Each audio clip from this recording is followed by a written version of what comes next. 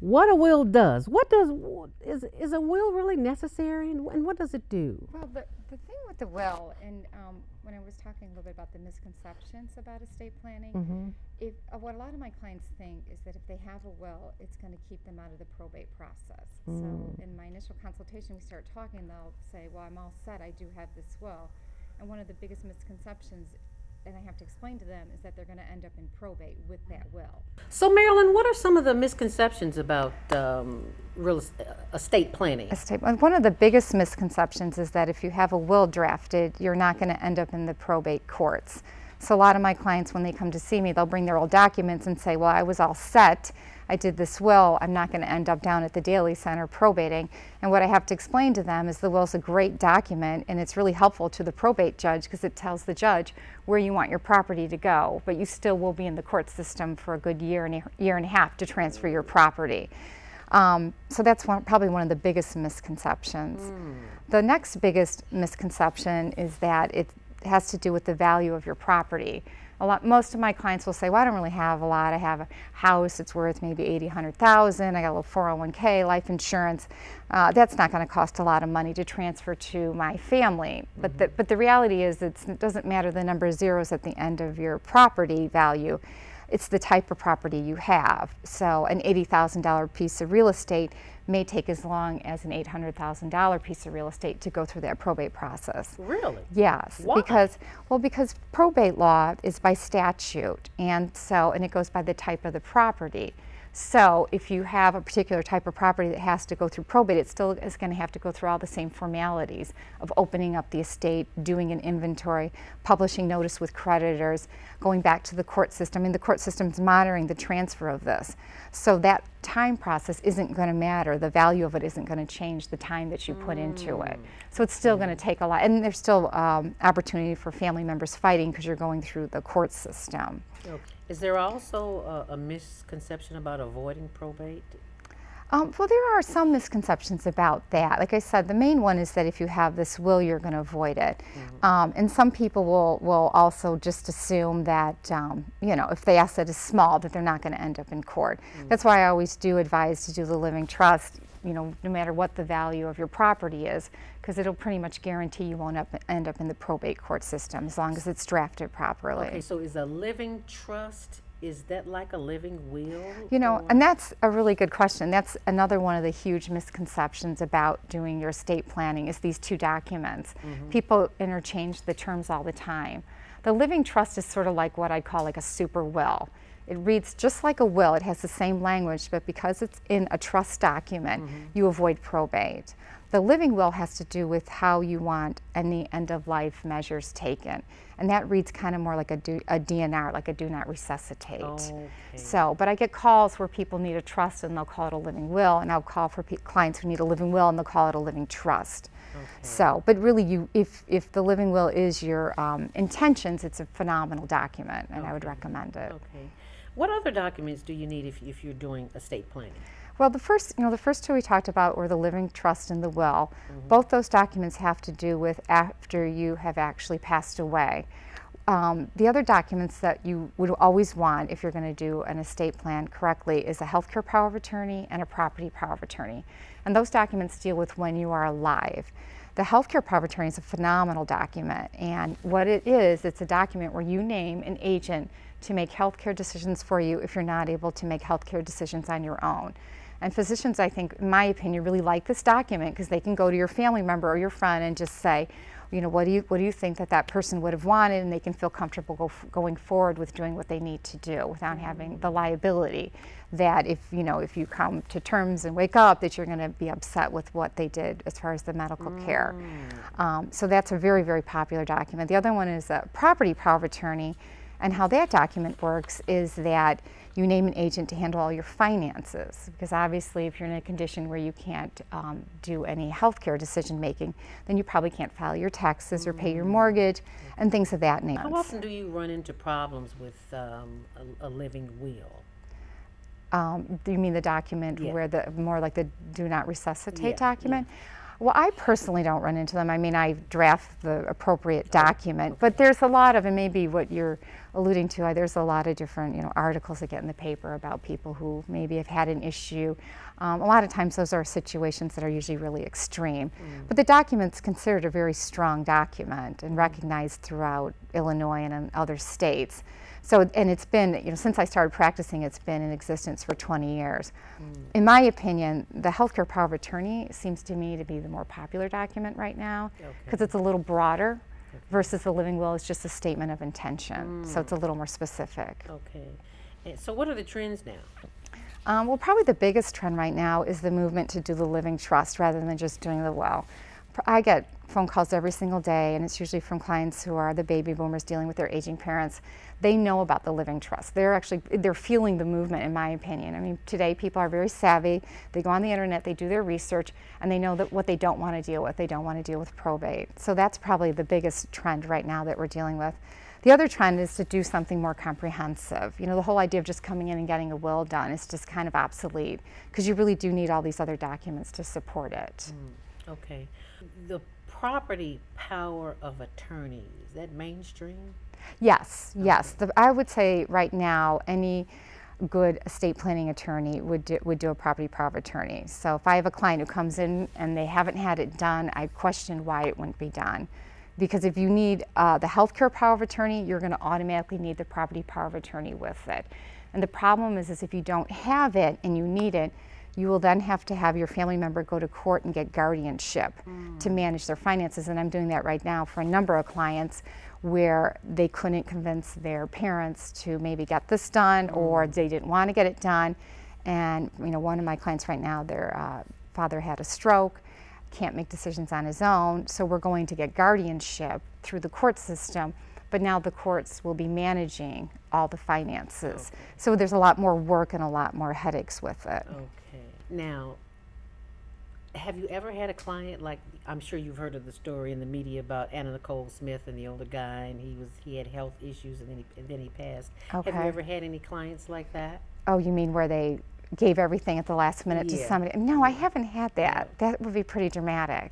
That would be interesting, though. I can imagine. Yeah. No, they're saying it's going to be the largest transfer of wealth in the history of our country in the next 20 or 30 years, because they were calling it one of the last generations that has that much wealth. So you will be seeing, I think, a lot more cases like that. Okay. What would you say to someone who's watching the show and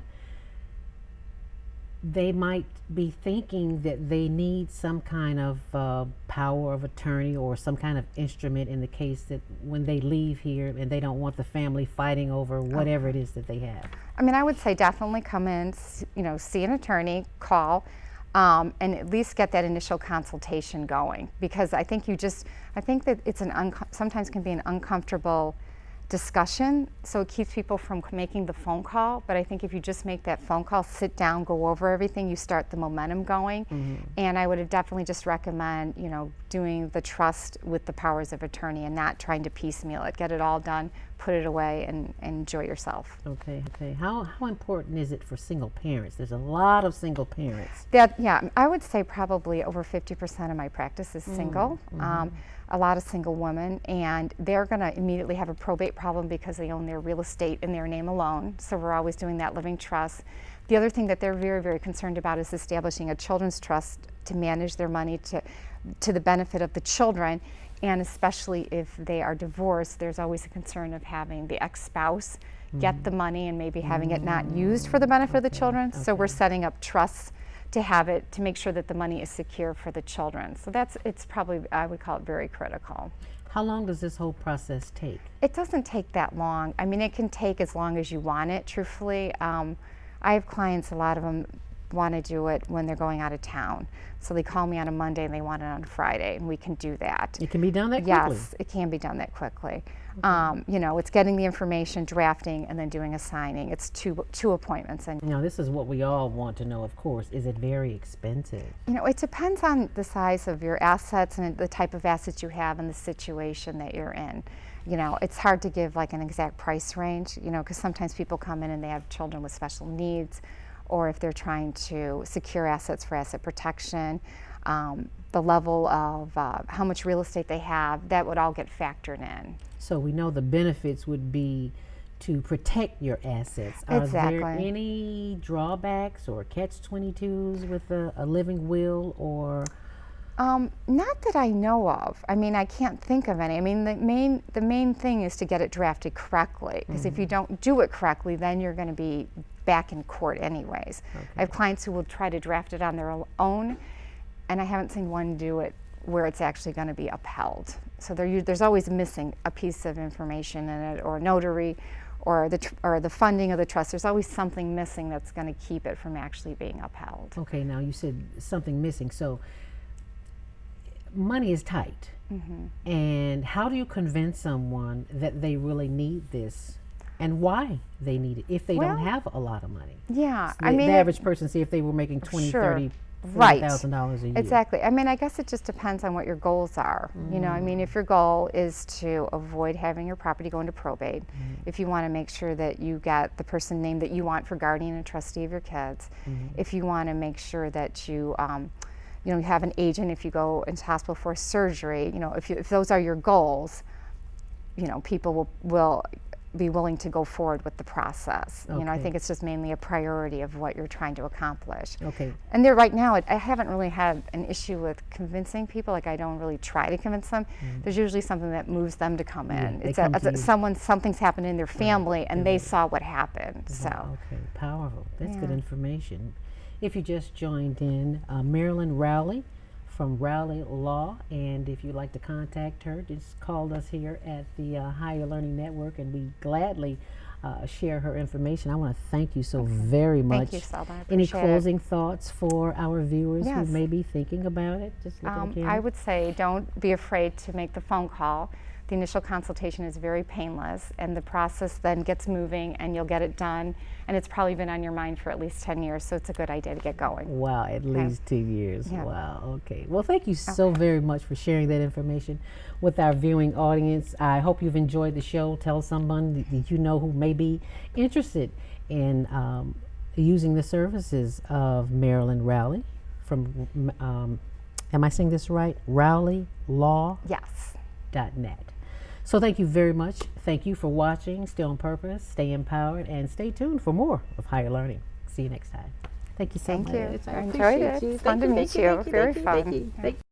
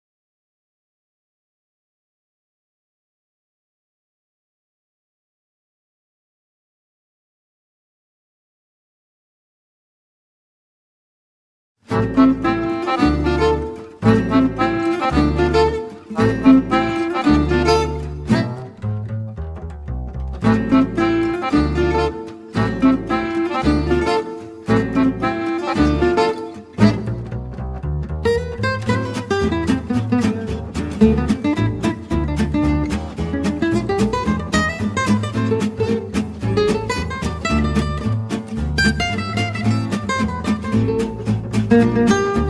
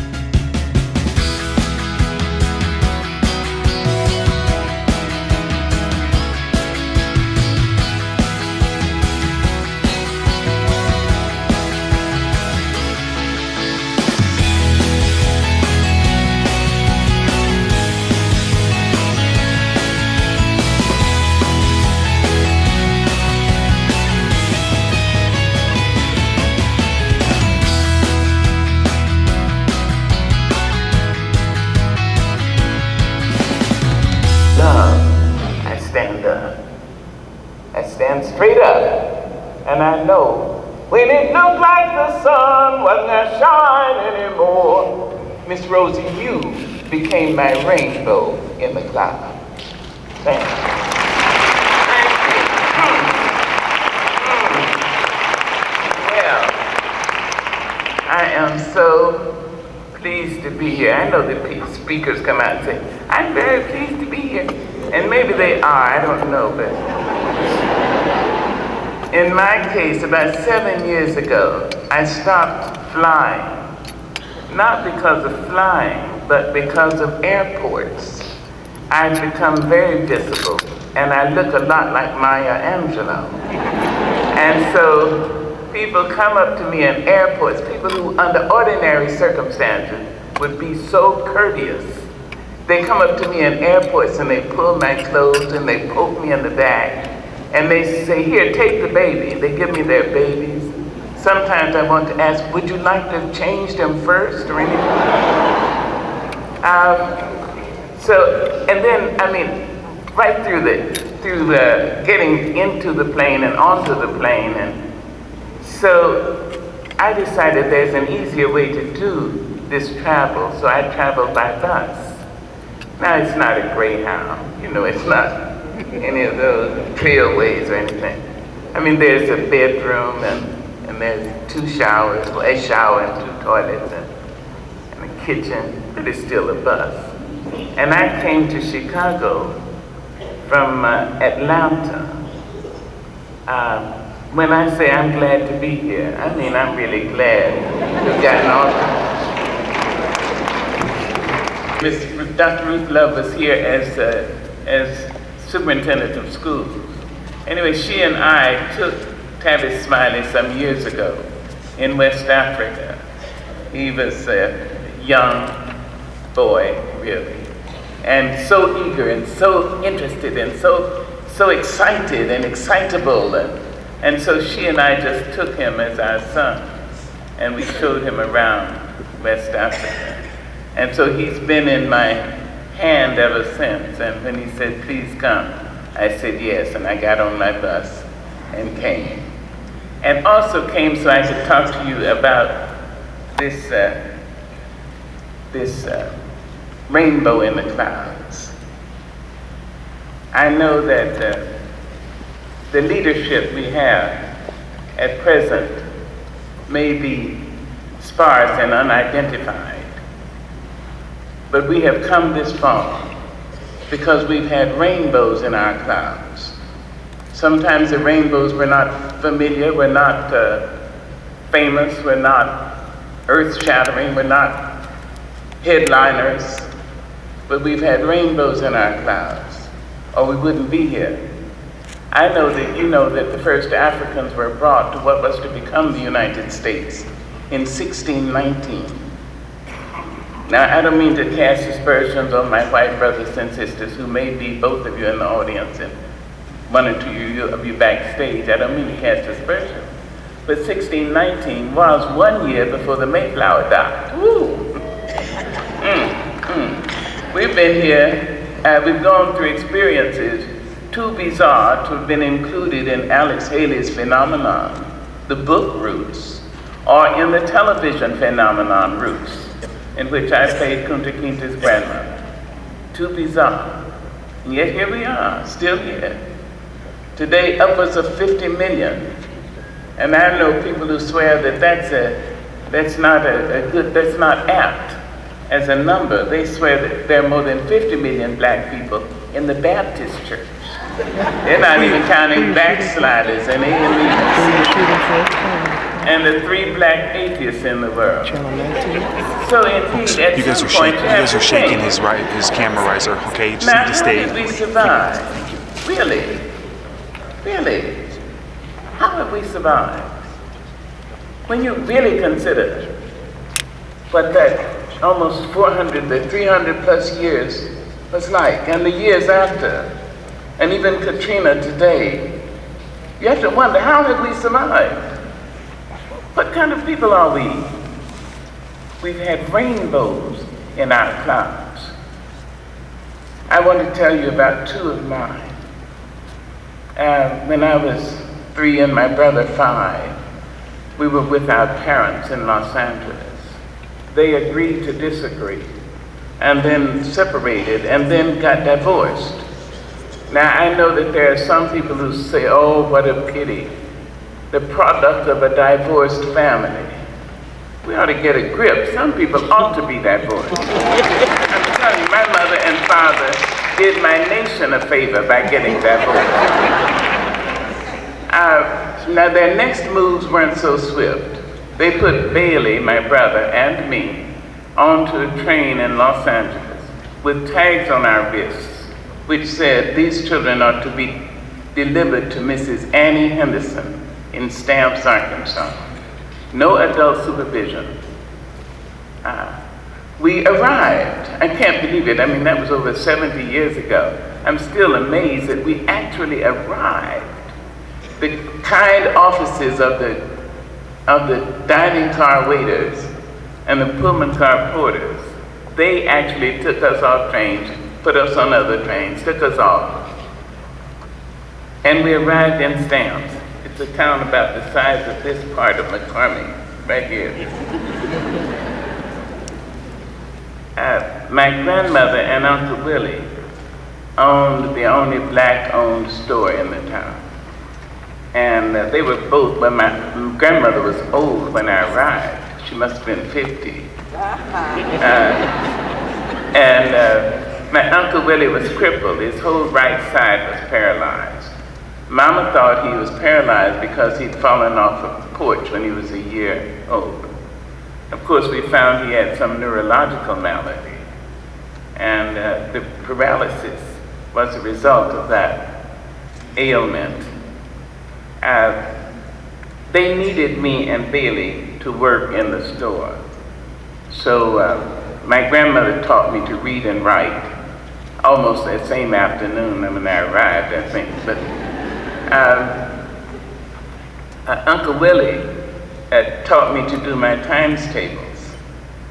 He used to, because he was paralyzed on this side, the left side was huge. And that side of my family, we grow tall, 6'5" and all that. And Uncle Willie would take me by my clothes and stand me in front of a pot-bellied stove. And with the slur attendant to his condition, he said, now, sister, do your 6s. Sister, do your 7s. Sister, do your 10s. I learned my multiplication tables exquisitely. I was so sure if I didn't, somehow he'd manage to hold me, open that pot-bellied stove, throw me in. Of course, I found he was so tender-hearted, he wouldn't allow a spider or a moth to be killed in the store. But I learned. I mean, now, all those years later, I can be awakened after a night of copious libation and loud revelry and ask, do your 12s? I've got my times tables. I got them. My Uncle Willie died some years ago, and I went down to Stamps. I stopped in Little Rock to see about affairs. When I got there, I was met by one of America's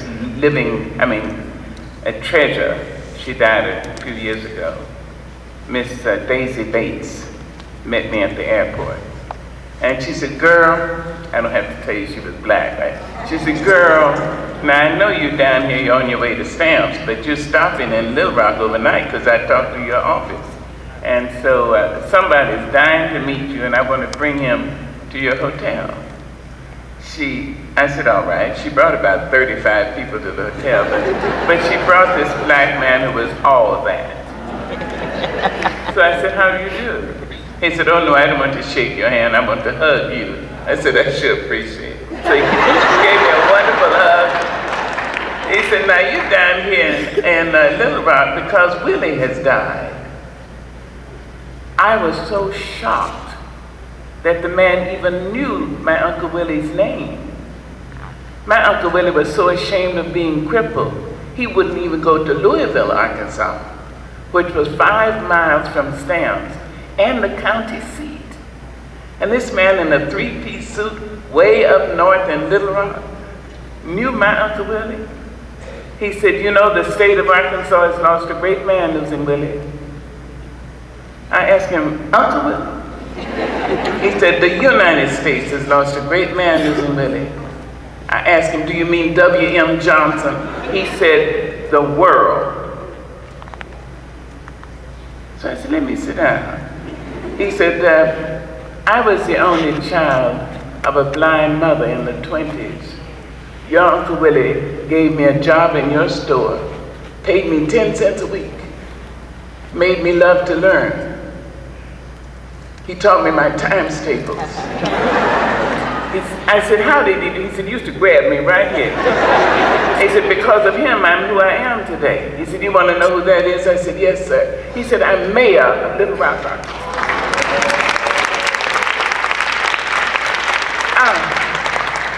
A rainbow in the clouds.